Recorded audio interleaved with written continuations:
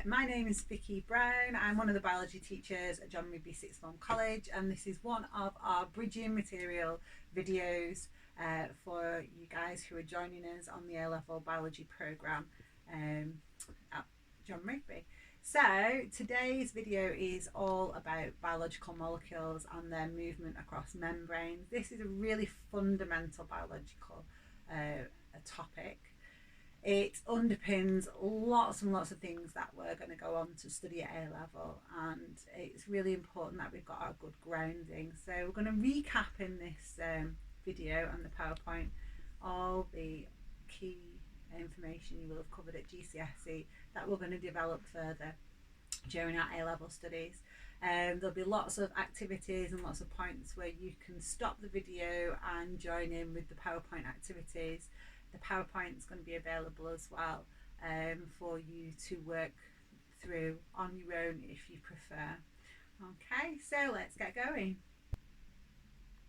Okay, so how it's going to work is I'm going to run through the PowerPoint on my computer and talk you through different elements and ask you to join in with the activities along at home. Obviously I'm working from home as well, which is why technically the setup is not as high tech as we would expect yet, but you know, we've got to get on with what we've got. So first task for you, you can write these definitions down as well, is to match up the term and the feature, okay, of that key term. So we've got diffusion, osmosis and active transport. Always molecules move across membranes, and then we've got a feature which relates to each of one of those. Can you match them up? You can stop here and have a go at home and then rejoin. Okay, so I am going to go through the answers. So diffusion.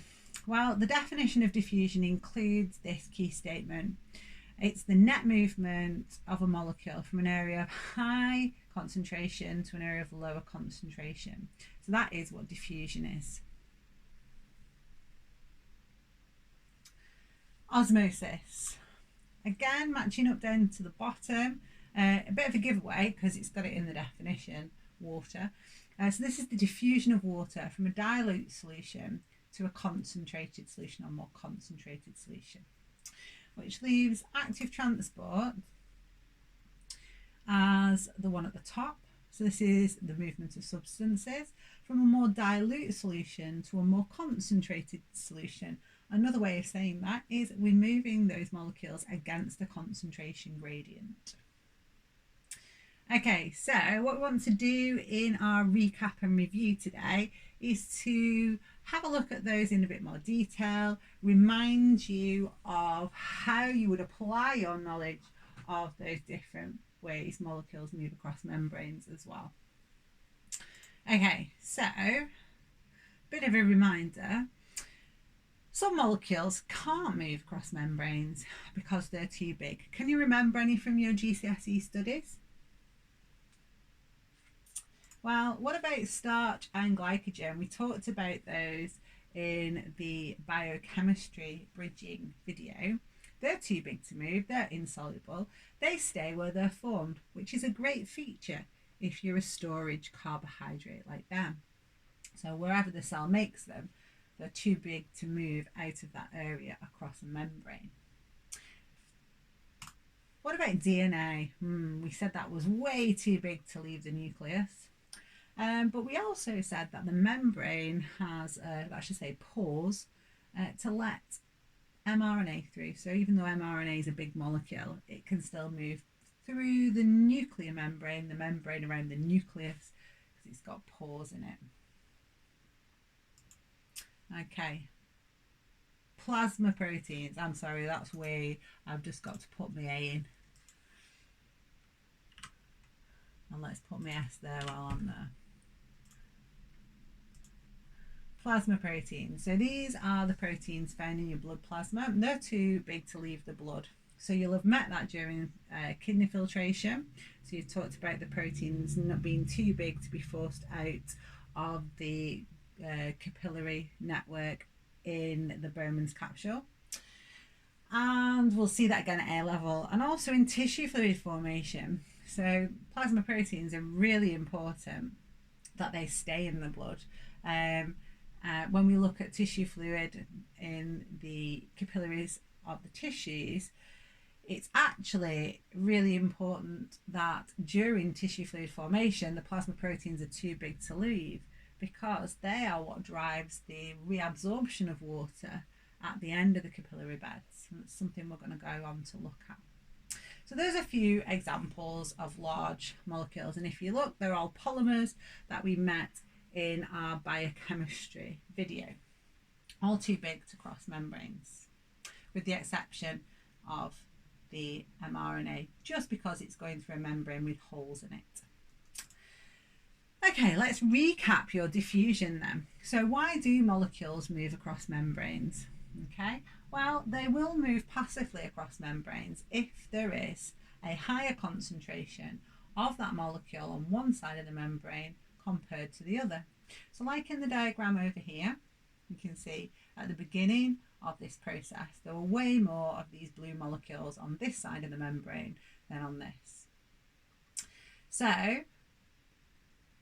over time, molecules on that side will move across the membrane until we've reached an equilibrium. We've got an equal number on both sides. And this process is diffusion. So it's, in terms of definition, the net movement, and we say net because me saying that all these molecules only move in this direction is really not correct scientifically. It's that all the molecules are moving, and there's more molecules on this side, so they're more likely to move than these molecules, and that's why you end up with them in an equal amount on each side. So that's why we say net. So it's important to keep the nets there. Okay, so it's the net movement of molecules from a high concentration to an area lower concentration, and this will be until the concentrations are equal. It's a passive process, okay, and it's used constantly within biological systems, and one of the most important places you'll have thought about this happening is every single cell of your body, because every cell of your body, oxygen will diffuse into that cell, okay, and carbon dioxide will diffuse out. And that's because the cell's activities mean there is always a concentration gradient in those directions. So why? Well, oxygen is used and carbon dioxide produced in cellular respiration, and all cells respire. So that means for every cell in your body, there is always a concentration gradient in for oxygen. So there's always less oxygen inside the cell as the oxygen's being used up than outside of the cell. So oxygen's always diffusing in. And for carbon dioxide, it's always being produced inside the cell. And so it's moved away from the cells in the blood circulation as well. Remember from your mass transport. And that means there's always a concentration gradient for carbon dioxide to move out of our cells. So the gases are exchanged in our cells, or between our cells and our blood, passively by diffusion. And the opposite of those are true at the gas exchange sites, which you may have spent a little bit more time, okay, where we've got oxygen moving from the air to the blood down concentration gradients, and carbon dioxide moving from the blood to the air, again down concentration gradients. Okay, so what I'd like you to do is have a think about the factors that affect the rate at which molecules diffuse across membranes. Okay, can you list all three? I gave you a bit of a cheeky peek a minute ago. So can you list all three factors? Okay, so these are your GCSE ones. So you can pause if you've not quite got them and give yourself time to write them down. the three that the GCSE examiners are looking for is the difference in concentration across the membrane. So the bigger the difference, the faster the diffusion. Temperature is a factor that affects diffusion rates, because if you increase the temperature, molecules gain kinetic energy and move more quickly, and so will diffuse down that concentration gradient more quickly. And the final one at GCSE they've asked for is the surface area of the membrane. So the larger the surface area of the membrane, the faster the diffusion rate. There is one other that's missing from that list, which I think you've probably still covered, even though it's not in the list specified, which is the distance for diffusion. So the thinner the diffusion distance, the faster the rate of diffusion. Okay, so where have you been using your knowledge of diffusion and applying it?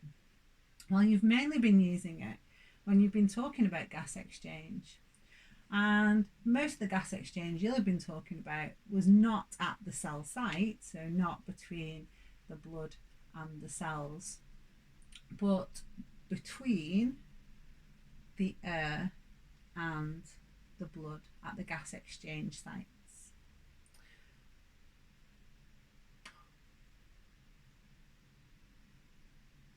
So I want us to have a think about one of these factors, and then we're going to use it to apply to a big question idea. Okay, so the surface area of a single-celled animal is related to its volume. A student uses two spheres, A and B, to represent different single-celled organisms. So we've got a big one and a small one. Okay, and they've calculated the surface area to volume ratio of sphere A as 2.1. I'd like you to pause here, and I'd like you to have a go at calculating the surface area to volume ratio for sphere B. Okay, so I think this is a big concept idea that you've studied at school, and your teachers have probably got you to calculate surface area to volume ratios before. Okay, so you can see from this example A, they've taken the surface area and divided it by the volume. Okay, so giving us our surface area to volume ratio of 2:1. So we want to set the volume side of the ratio to 1. Okay, so if you think about converting this to a ratio, I divide this side by 0.52, and that gives me 1, and I do the same to the other side. So divide that by 0.52, and I get a 6.04:1 ratio, or a 6:1 ratio. Now, why is this a big concept idea in biology? Well, when we think back to our diffusion and how important it was for gases to be exchanged by diffusion in biological systems, and we looked at the factors that affect the rate of that diffusion, one of those is the surface area of the membrane. Okay, so when we're thinking about different organisms, particularly single cellular organisms to start off with, we know that these single cells exchange all their gases across their surface because they are just one cell. So they have to get all the oxygen that they need by diffusion across the surface, their outer surface, yeah, because they're just a cell. Okay, so what happened when they got bigger to their surface area to volume ratio? So B had a surface area to volume ratio of 6:1. As you made the organism bigger, that fell to 2:1. Okay. Now, this is a really important concept to get our heads around, because there are very few organisms that can just exchange all the oxygen and carbon dioxide they need across their outer surface, because as organisms get bigger, the surface area to volume ratio gets smaller. Okay, so for gas exchange to be efficient across the outer surface, the surface area of the organism must be large compared to its volume. Unlike this elephant here. Okay, so it's so big. By the time we get to this large size, the outer surface of this elephant compared to its volume is very small. So if an elephant had to just take in oxygen by diffusion across its outer surface, it would not be able to exchange enough gases to give it enough oxygen to respire. It would not be efficient enough. Okay, so let's have a think about surface area to volume ratios. Okay, so I'm going to give us a starter of a single cellular organism. Okay, and I'm going to ask you, what do you think's happened to the surface area to volume ratio when we change the organism? So we're playing higher or lower. Okay, so single cellular organism to start, and my next organism is now. What's happened to the surface area to volume ratio? The organism is much bigger, therefore the surface area to volume ratio has gone lower. What about this little guy now? So we've gone smaller again, so this gives us a higher surface area to volume ratio. Organism, much bigger, lower surface area to volume ratio. Now a flatworm, a planaria, is a very tiny microscopic organism, and it's very flat. So compared to our big killer whale, it's got a much larger surface area to volume ratio. What about the bird then? It's getting bigger.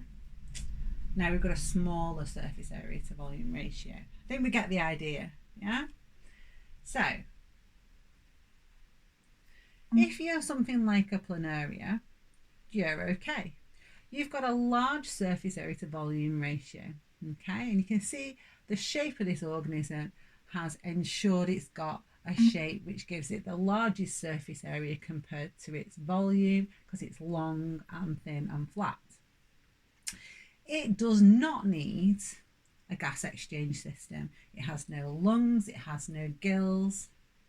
It does all its exchange of oxygen and carbon dioxide across its outer surface, because its outer surface is large enough to meet the demand for oxygen by diffusion simply across the surface of this organism. There aren't that many organisms that are small, fat and flat. By the time you go to the organisms we're more familiar with, which are larger organisms, their outer surface is far too small a surface area to volume ratio for them to exchange their gases across their surface. So how do they solve that problem? They have both respiratory and circulatory systems. Okay, so this is this big idea. So we're still using diffusion, but this time we have specialised systems in the organism which allow for that diffusion rate to be faster than it would have been if it was just across the surface. So ourselves and the elephant have got our lungs, our specialised respiratory system, adapted for rapid diffusion of gases.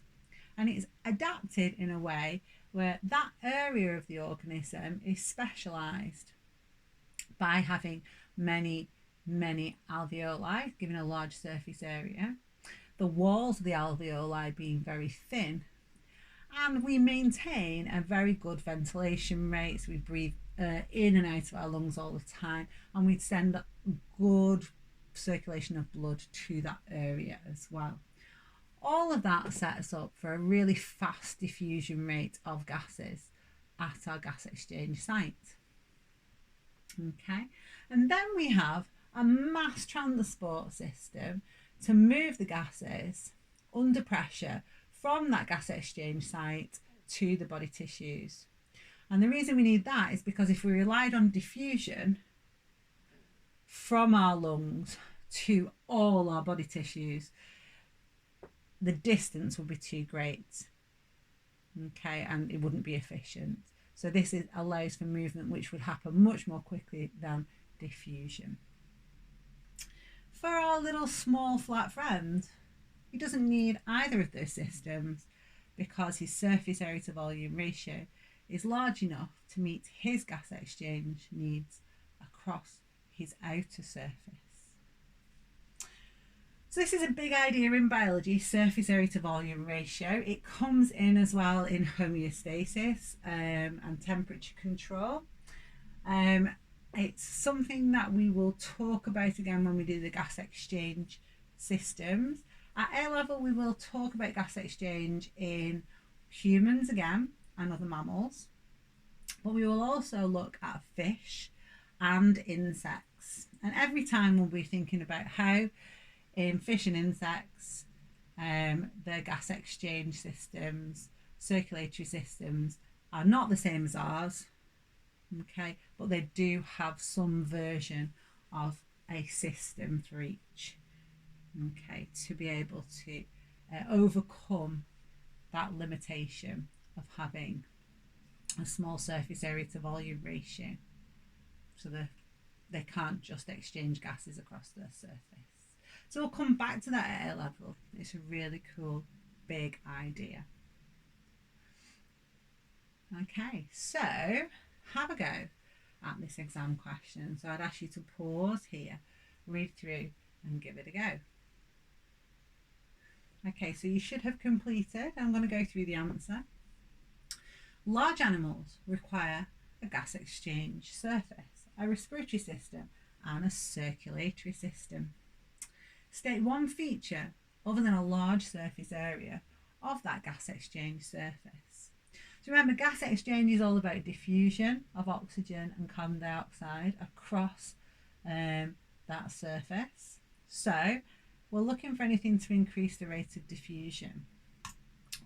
So in our answer, the idea that it's a thin distance or it's got a good blood supply would give us our mark point.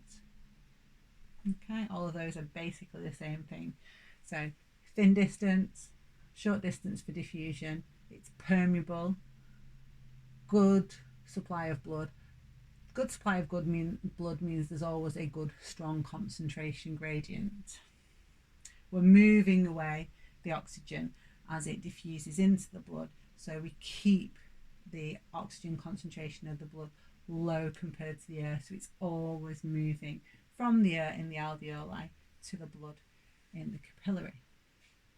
Okay, part 2. Explain why multicellular organisms require a respiratory system and circulatory system. So this is really about diffusion, only being efficient over short distances. Okay, so after you get to a large distance, it becomes too slow to meet the organism's respiratory demands. So we want the idea that diffusion over the surface is not enough, so they've got smaller surface area to volume ratios. Okay, the respiratory system, of course, is an adaptation to give a large surface area to volume ratio. And that second idea, that diffusion will be too slow over the distance of the body, so we need a circulatory system to carry the oxygen en masse through that organism. So there's kind of two parts to the answer. They're really important concepts. Okay, so can we apply this then to things you've already met in your GCSEs? So can we think of some other parts of the organism that molecules we know are moving by diffusion? Okay, so we've still got our gas exchange here, but we've introduced the idea of the villi of the small intestine. So the examiner wants to know how the villi and the alveoli are adapted to absorb molecules into the bloodstream by diffusion. So again, we need to address all the factors we know make diffusion rates faster and see where they are in the diagrams. Have a go and then join me for the answer.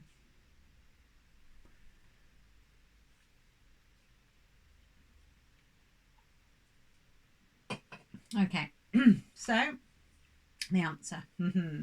So they have large surface areas. Okay, so remember, our surface as humans was not a large enough surface area to volume ratio for us to absorb the gases we need by diffusion, but equally we wouldn't be able to absorb the food molecules we need across our surface either.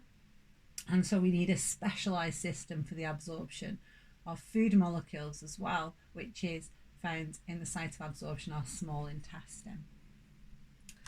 Okay, so both of those have adaptations to give a large surface area to either maximise the diffusion of gases or the absorption of food molecules.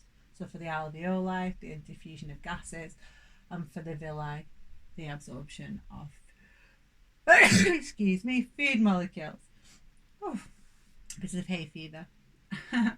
So both have got many capillaries and a good blood supply. Okay, the capillaries are near the surface.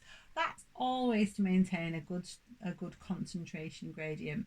So as soon as the blood takes in the food molecules by diffusion or the oxygen by diffusion, it's moved away from the site, keeping the concentration low in the blood within the capillaries next to the villi and the alveoli. From the diagrams, I'm hoping you would have been able to see that they both have thin walls. In fact, they're only 1 cell thick. You can see clearly on this diagram, the alveoli epithelial cell is just 1 cell thick, the wall. And that provides a short diffusion distance for the molecules to move by diffusion. And finally, the villi, you can't see on this diagram, but if you were able to zoom in on the villus, you'd see that its surface is made up of cells with microvilli. So these are tiny, small folds, and those increase the surface area even more. Okay, so a good answer at GCSE would include all of that. And you can see within there, all the time we're addressing all of those things that affect the rate of diffusion. Okay, temperature isn't relevant because temperature doesn't change. It's not an adaptation of the system, but having a large surface area, maintaining a good concentration gradient, strong concentration gradient, a big difference across the membrane in the concentration of the molecules, and having a thin distance for diffusion. Those 3 factors you're always talking about whenever you hit any system adapted for rapid diffusion. Okay, active transport then. What do you remember about active transport? Well, active transport moves substances from a more dilute solution to a more concentrated solution. So now we're going against the concentration gradient. So here you can see against our diffusion, active transport, we're moving from a lower concentration to a higher concentration. And that's really important in biology. If you think about your digestive system, there will be a point where you have hydrolyzed all the carbohydrates in your food, and you've got a massive concentration of glucose in the lumen of your small intestine.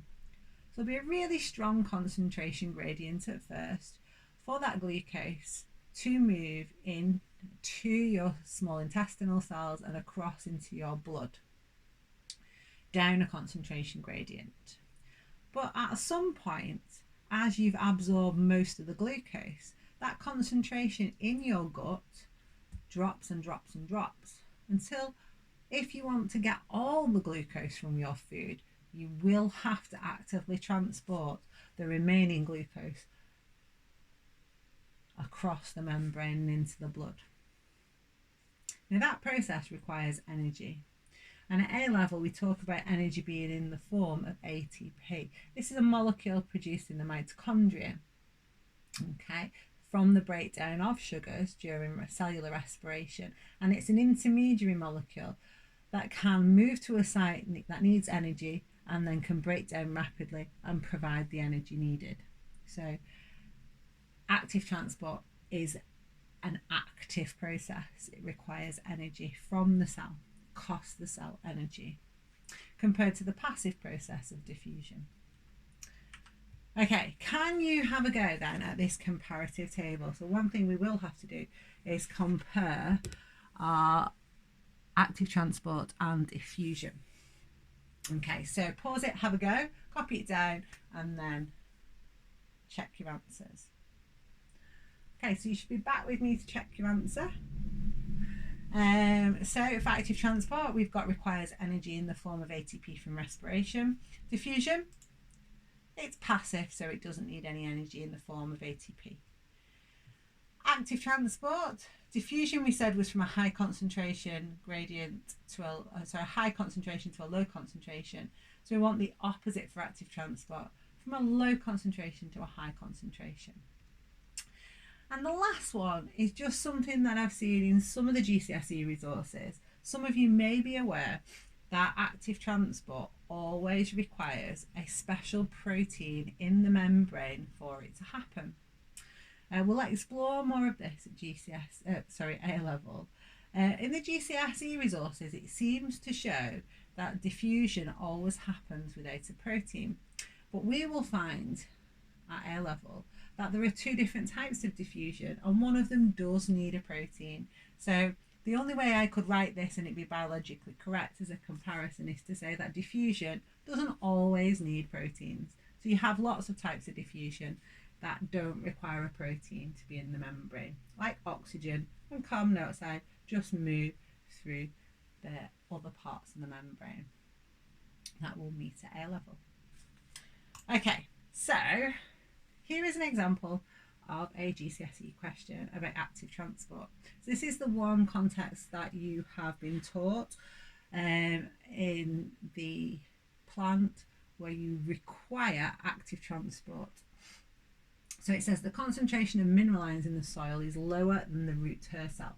The root hair cells take up mineral ions from mitochondria, and the root hair cell contains mitochondria. Have I said that right? Sorry, the root hair cell takes up mineral ions from the soil. The root hair cells contain mitochondria. Why do they contain mitochondria? 4 marks. Do you want to pause and write your ideas down? Okay, so have you got your ideas written down? Because I'm going to go through it. Right, so the first thing I would like to see in your response is that the mitochondria is the site of aerobic respiration in a cell. And it's during that respiration that energy is released. Now, you don't have to say in the form of a transfer molecule ATP. You can just say that there's energy released, and that energy is used for active transport. I'm just bridging between GCSE and A level here by adding in that ATP. You're going to find out a lot more about ATP in your studies with us. So during respiration, energy is released, okay? And it's released to form an energy transfer molecule called ATP. And this ATP then provides the energy used for active transport of the ions. So as long as you've got that, respiration is providing the energy for active transport of the ions, and then you've said from a low concentration in the soil to a higher concentration in the cell. That is brilliant. Okay.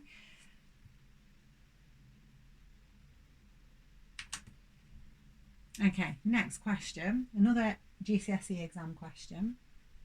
Okay, so you've got a solution representing a section of membrane, and again in the plant root you've got outside the root cell, inside the root cell, and you've 3 substances. Substance B, if you look, is in a lower concentration on the outside of the cell than the inside of the cell. Okay, it says suggest what substance B is and explain your answer. Okay, so again, doing a bit of problem solving, the examiner was expecting you to say, I think it's a mineral ion. The reason I think it's a mineral ion is because it's moving by active transport against a concentration gradient.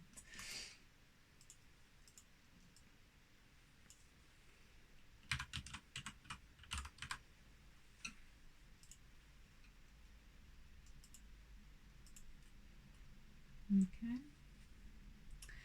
So that was your sort of named GCSE example, but we're going to meet so many examples in your A levels of where cells have to actively transport molecules to create concentration gradients. It's really important in the nervous system. It's incredibly important in the production of ATP in that aerobic respiration itself. So we're going to meet active transport lots of times over.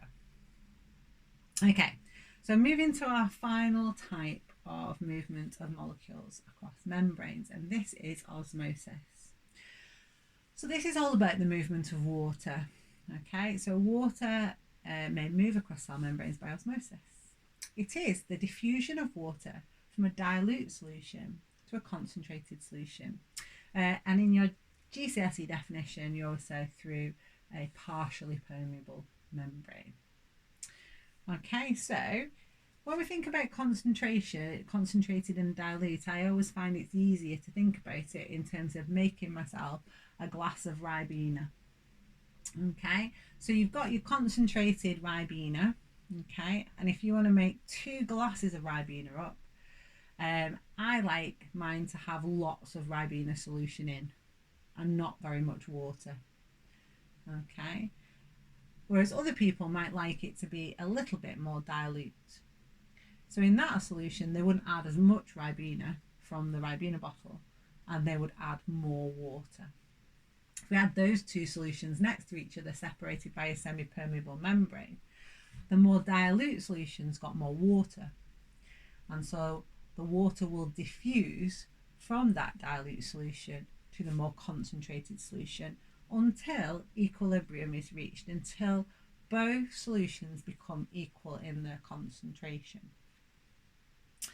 Now, there are lots of problem-solving questions about for osmosis at GCSE, and then it continues at A level. So you do need to really understand this underpinning concept, okay? And one of the ways that we do this in both GCSE and in A level is through practical work. Now, the potato practical is the practical which is compulsory at GCSE. So I am fairly confident you have made up different concentrations of either salt or sugar solutions, and you have produced cylinders of potato and placed them in those solutions. Before placing them in the solutions, you will have weighed their mass using a top hand balance, and then you'll have repeated those measurements after you have left your cylinder in your set solution for a certain period of time. Now, if this sounds like complete nonsense and something you've not done, then it's worth reviewing, and what I have done is put a link in there to the practical. Okay, so this is kind of list of your basic equipment that you were given for that practical, and we're going to think about what you would have found. Okay, so if you think about this cell that I'm showing you now, okay, it's lost weight. Now, by that I mean it's lost mass. I can tell because the cell has, it's a plant cell, so it's got a cell wall, and the cell membrane has shrunk away from the cell wall, so it's plasmolysed. That's what we call it. So have a think about why that's happened. Pause and write your ideas down. Okay, so you're joining me back, hopefully. So we're using our definition of osmosis. Water is moved out, okay,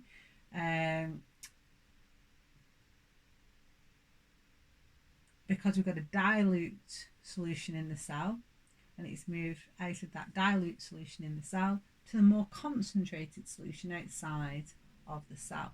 So we know that's happened if the potato has lost mass. Yeah, if it's lost mass, it's lost water, it's moved out. And our definition is from a dilute solution to a more concentrated solution. So we can always tell which is the more dilute and which is the more concentrated. Okay, so you probably got some data like this, okay?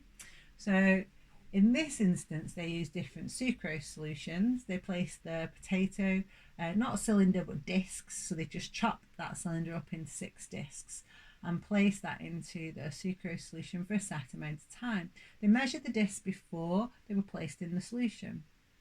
Then they measured the discs in terms of their mass after they were taken out of the solution. They were all left for the same amount of time. Okay, so you can see that when the solution the potato was placed into is very dilute, so no sucrose at all or very little, the potato gained mass, water moved in. When the concentration of the solution surrounding the potato disc got higher, then the potato discs lose weight. So, can you explain those trends? Now, have a go.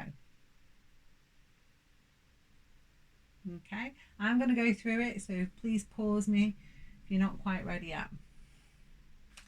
Okay, so if we think about the top section where we've got the dilute solutions, there's a gain in mass because the solutions were less concentrated than the cell itself. Okay, so water moved in by osmosis. Okay, so these 3 solutions were actually more dilute than the inside of the cell, and so water has moved in by osmosis. At the other extreme, we've lost mass, and this is because the solutions here that we placed our potato in were more concentrated than the potato cells themselves, and so water moved out of the potato cells by osmosis and the potato lost mass. For those of you paying close attention to the data, you can see that the bigger the concentration difference between the solution and the potato, the bigger the change in mass. Okay, now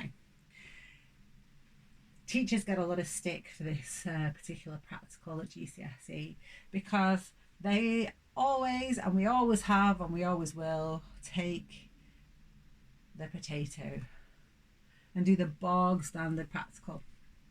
But then for fun, the examiner is really keen, and they do this at GCSE and at A-level, to just change the practical that you've seen and you've talked about with your teachers and you've revised, and just change it a tiny bit in the exam.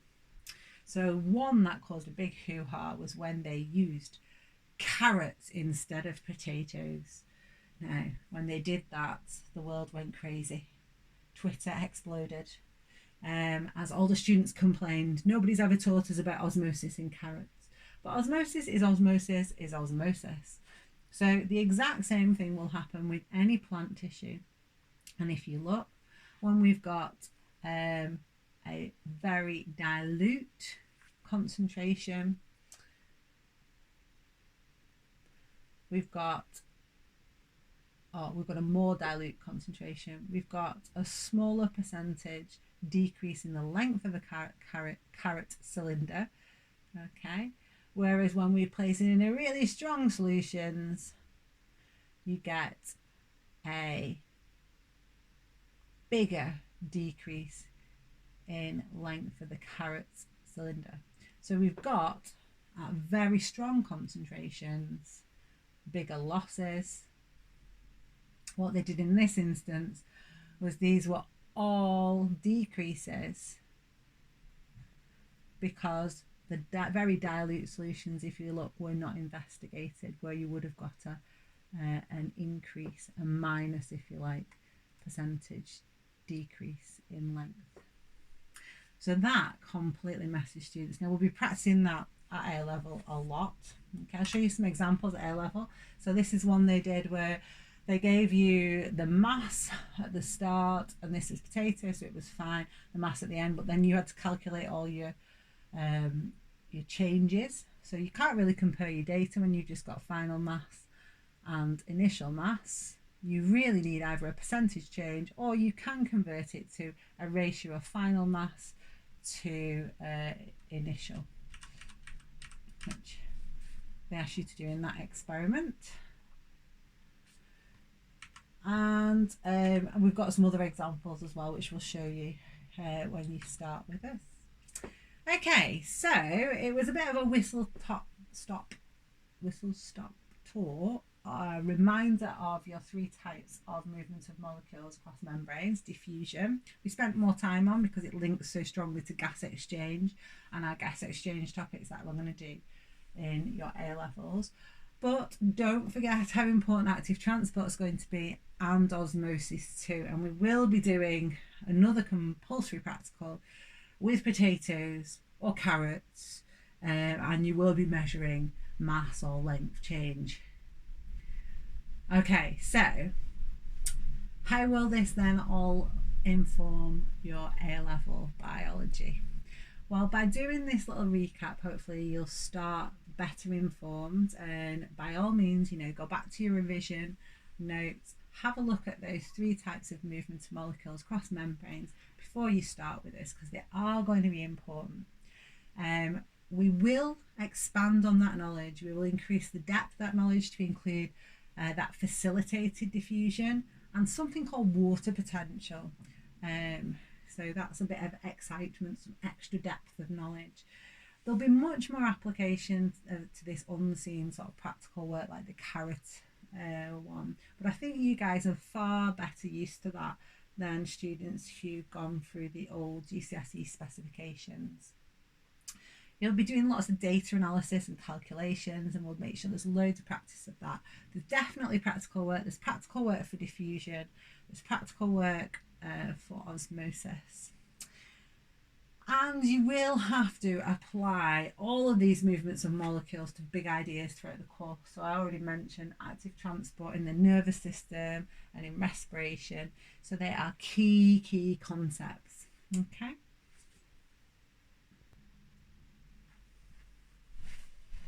Okay, so that's it for our third video lesson for our transition. I do hope that you're all staying safe and well, and I can't wait to get back into college and to start teaching you the A-level content that I've been talking about. So in the meantime, please take part in some of the activities in the bridging materials, continue to review your notes, and remember to focus on these particularly important topics, ready for your good start to your A-level biology. Okay, we'll see you soon, hopefully.